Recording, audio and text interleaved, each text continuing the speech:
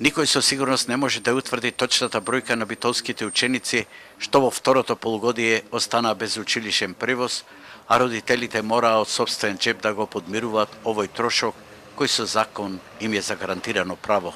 Медицинското училиште, гимназијата Јосип Броз Тито, но и уште некои други училишта останаа без превоз, а локалната власт не успеа да се справи со овој проблем.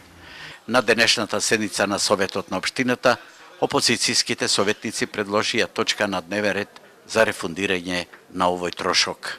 Предлагам да го задолжиме градоначалникот и директорите на јавните училишта да изработат прецизен извештај во рок од 20 дена, со кој ќе бидеме запознати кој е вкупниот број на ученици на кои што им беше скратено ова право на бесплатен училишен превоз, а после тоа, утврдувајќи ја фактичката состојба, ќе го задолжиме градоначалникот заклучно со 30.8.2018 година овие средства да бидат рефундирани на родителите. Меѓутоа мнозинството беше против, а ваквиот ригиден став на советниците на СДСМ не го прифатија ниту од граѓанската иницијатива поинаку. Сметаме дека надокнадата која што ја платиле граѓаните треба да бидат обештетени. Односно не смееме да дозволиме незаконски тие да си плаќаат сами за превозот кој според закон им следува на нивните деца.